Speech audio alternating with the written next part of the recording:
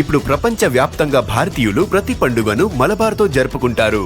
ఎందుకంటే మలబార్ అందిస్తుంది అద్భుతమైన అవకాశాన్ని. ఇది మీ పండుగలను మరింత ప్రత్యేకంగా చేస్తుంది. కాబట్టి ఇప్పుడు ఎక్కువ సేవింగ్, ఎక్కువ సంతోషాలు, ఎక్కువ సంబరాలు. ప్రతి పండుగకు Malabar gold and diamonds. Montha తుఫాను బీభత్సం నుండి బయటపడక ముందే తెలుగు రాష్ట్రాలకు వాతావరణ శాఖ మరొక హెచ్చరికను జారీ చేసింది. ఈ నెల 4న బంగాళాఖాతంలో మరో అల్పపీడనం ఏర్పడే అవకాశం ఉందని పేర్కొంది. అండమాన్ సమీప ప్రాంతాల్లో ఈ అల్పపీడనం రూపుదిద్దుకునే సూచనలు కనిపిస్తున్నట్లుగా వెల్లడించింది. ఈ అల్పపీడనం బలపడితే మరోసారి భారీ వర్షాలు, ఈదురుగాలులు తెలుగు రాష్ట్రాలను వణికిస్తాయని తెలిపింది. ఇదిలా ఉంటే రానున్న 3 రోజుల పాటు రాష్ట్రంలోని పలు జిల్లాల్లో మోస్తరు నుంచి భారీ వర్షాలు కురిసే అవకాశం ఉందని పేర్కొంది.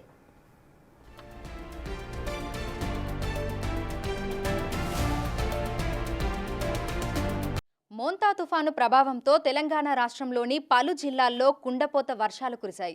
అయితే స్పెసిఫిక్గా ఆ జిల్లాలలోనే భారీ వర్షాలు కురవడానికి గల కారణాలు ఏంటి అని తెలుసుకుందాము. అదేవిధంగా రానున్న రోజుల్లో తెలంగాణ రాష్ట్ర వ్యాప్తంగా వాతావరణ పరిస్థితులు ఏ విధంగా ఉండబోతున్నాయి, ఇంకా వర్షాలు కురిసే అవకాశం ఉందా, లేదంటే ఇదే విధంగా ఎండల తీవ్రత కొనసాగుతుందా వంటి విషయాలను కూడా తెలుసుకుందాము. మనతో పాటు వాతావరణ శాఖ అధికారి ధర్మరాజు గారు ఉన్నారు. మిగతా విషయాలను ఆయన మాటల్లోనే అడిగి తెలుసుకుందాము. నమస్తే సార్.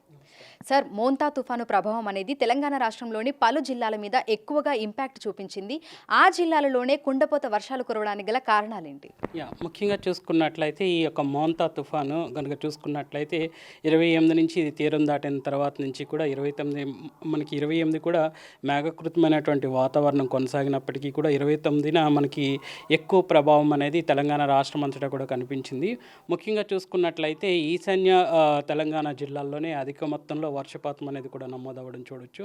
ముఖ్యంగా 14 చోట్ల మనకి అత్యంత భారీ వర్షాలు అనేవి నమోదయ్యాయి. సుమారు ఇక్కడ చూసుకున్నట్లయితే 21 సెంటీమీటర్ కంటే కూడా అధికంగా వర్షపాతం అనేది నమోదైన గణాంకాలు చూడొచ్చు. ముఖ్యంగా ఎందుకు ఈ యొక్క జిల్లాల్లోనే అధిక మొత్తంలో వర్షపాతం అనేది నమోదవుతుంది అనగానే ఇటు తుఫాను చూసుకున్నట్లయితే తుఫానుకి నైరుతి దిశగా ఉన్నటువంటి రాష్ట్రం ఏదైతే ఉందో ఆ రాష్ట్రం మీద దీని యొక్క ప్రభావం అనేది కనిపిస్తూ ఉంటుంది. తుఫాను కానీ ఇటు అల్పపీడనాలు కానీ ఇంకా చూసుకున్నట్లయితే వాయుగుండాలు కానీ ఎప్పుడైతే ఇటు తీరాన్ని తాకుతుంటాయో ఆ తీరాన్ని తాకిన తర్వాత దీనికి నైరుతి దిశగా ఉన్నటువంటి అటు ఏ జిల్లాలైనప్పటికీ రాష్ట్రాలైనప్పటికీ ఆయా యొక్క ప్రభావం అనేది ఆ నైరుతి దిశలో అంటే సౌత్ వెస్ట్ సెక్టార్లో ఉన్నటువంటి రాష్ట్రాల మీద ఎక్కువగా ఉండే అవకాశం కూడా కనిపిస్తుంది. సో ఒక విధంగా చూసుకున్నట్లయితే అంతర్వేది పాలెంలో మనకి ఈ యొక్క కాకినాడ మచిలీపట్నం దగ్గరలో ఈ యొక్క మనకి ఈ యొక్క తుఫాన్ అనేది తీరాన్ని క్రాస్ అయినప్పుడు తర్వాత దీని యొక్క ప్రభావం కూడా ముఖ్యంగా కొంచెం కిందకే మనం అంచనా ప్రకారం కొంచెం కిందకి క్రాస్ అయినప్పటికీ కూడా దీని యొక్క ప్రభావం అనేది ఈ యొక్క ఆంధ్రప్రదేశ్ సరిహద్దులుగా ఉన్నటువంటి తెలంగాణ రాష్ట్రం మీద పడిందనే చెప్పాలి. ముఖ్యంగా చూసుకున్నట్లయితే ఈ యొక్క నైరుతిగా ఉన్నటువంటి రాష్ట్రం ఎండుగానే మన తెలంగాణ రాష్ట్రం ఫాలో అవుతుంది. సో మనం అంచనా వేసిన ప్రకారం ముందుగా చూసుకున్నట్లయితే వరంగల్, మహబూబాబాద్, హనుమకొండకి మేము ఈ యొక్క అంచనా వేయడం జరిగింది. తర్వాత క్రమేపీ తీవ్రతను బట్టి సుమారు మనకి 8 జిల్లాలకు ఈ యొక్క రెడ్ హెచ్చరికలు అనేవి కూడా జారీ చేయడం జరిగింది.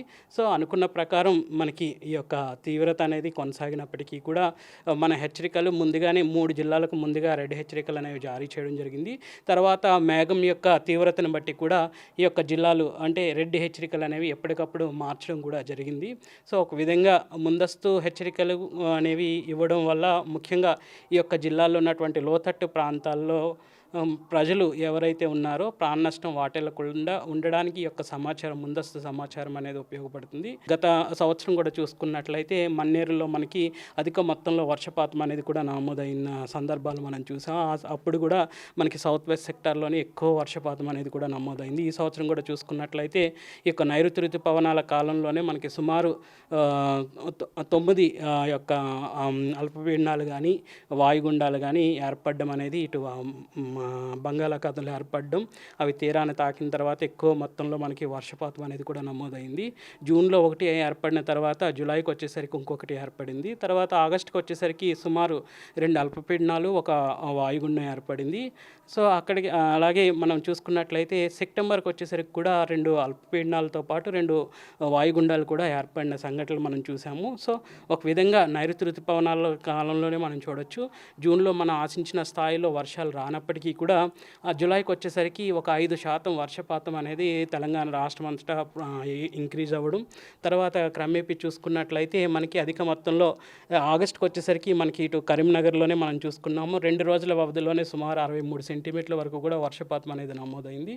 తర్వాత క్రమేపీ మనం చూసుకున్నట్లయితే ఈవెన్ ఈ సెప్టెంబర్లోనే మనకి సిటీ మొత్తం కూడా ఆల్మోస్ట్ చాలా చోట్ల 12 సెంటీమీటర్ల నుంచి 15 సెంటీమీటర్ల వరకు వచ్చినటువంటి వర్షపాత గణాంకాలు మనం చూడొచ్చు. వరంగల్కి, మెహబూబాబాద్కి, తర్వాత హన్మకొండకి, ములుగు, సిద్దిపేట ఈ జిల్లాలకి ఆ రోజు తుఫాను తీరం దాటిన తర్వాత రెడ్ అలర్ట్స్ కూడా జారీ చేయడం జరిగింది. అయితే ఒక్క రోజులోనే మనకు దాదాపు 42 సెంటీమీటర్ల వరకు కూడా వర్షపాతం నమోదయ్యింది అని చెప్పేసి అని ఆ గణాంకాలను కూడా చూసాము. అంటే ఒక్క రోజులోనే అంత మేరకు మనకి వర్షపాతం నమోదవ్వడానికి అంటే ముందే ఊహించారా మీరు ఇంత మేరకు వర్షపాతం నమోదవుతుంది అని? ఒక విధంగా తీవ్రత అనేది మనం చూసుకున్నట్లయితే మనకు వచ్చేసరికి రెడ్ అలర్ట్ అనగానే మనకి ఎప్పుడైతే వర్షపాతం తీవ్రత అనేది 21 సెంటీమీటర్ వరకు ఉంటుందో అంతవరకు కూడా మనం రెడ్ అలర్ట్ అనేది జారీ చేయడం అనేది జరుగుతూ ఉంటుంది. ఎరుపు రంగు హెచ్చరికలు అనేవి జారీ చేయడం జరుగుతుంది.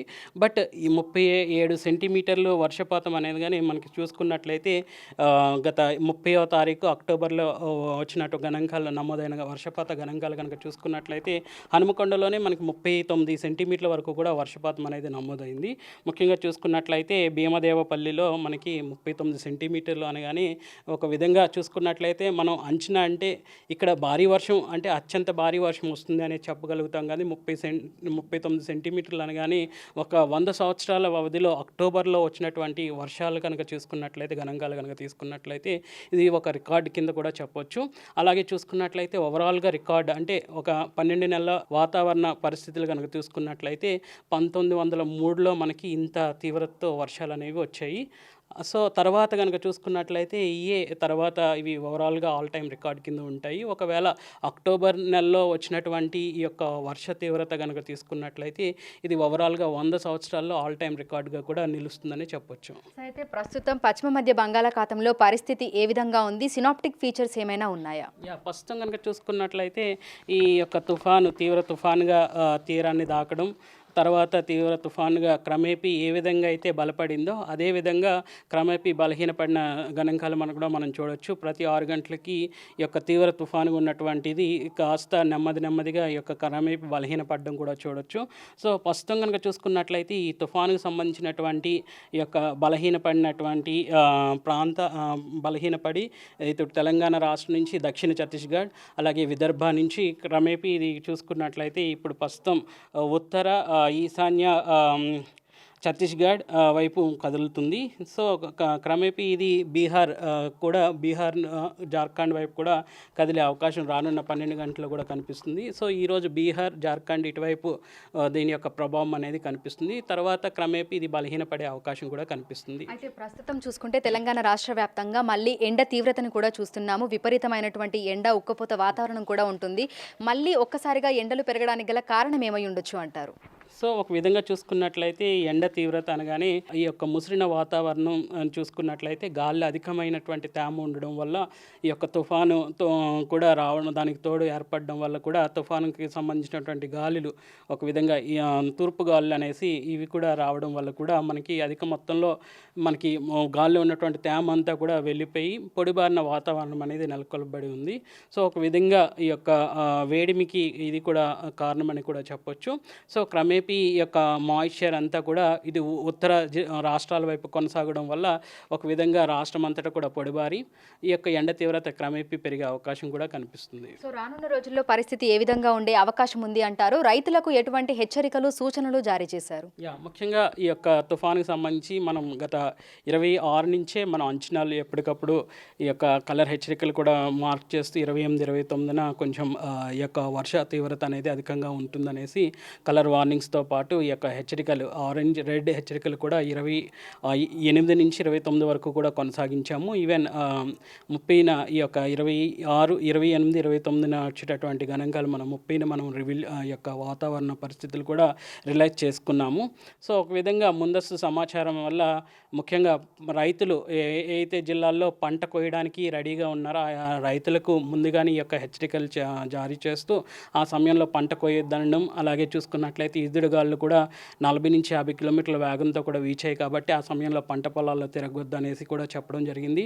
అట్లాగే చూసుకున్నట్లయితే ఈ సమయంలో ఎక్కువ భారీ వర్ష సూచన కనిపిస్తుంది కాబట్టి ఏ ఏ జిల్లాల్లో అయితే మనకి అధిక మొత్తంలో వర్షం వస్తుందో ఆయా జిల్లాల్లో ముఖ్యంగా వరి పంటకి ఎక్కువ మోతాదులో వాటర్ కావాలి కాబట్టి ఒక ముందస్తు జాగ్రత్తగానే వరి పంటలు ఉన్నటువంటి వాటర్ ఏదైతే ప్రస్తుతం ఉందో అదంతా రిమూవ్ చేసి వేయడం వల్ల వర్షపు నీరు కూడా అధిక మొత్తంలో ఉండడం వల్ల ఒక కాండం అనేది కుళ్ళిపోకుండా ముందుగానే జాగ్రత్తలు తీసుకోవాలనేసి కూడా సూచనలు అనేవి జారీ చేయడం జరిగింది.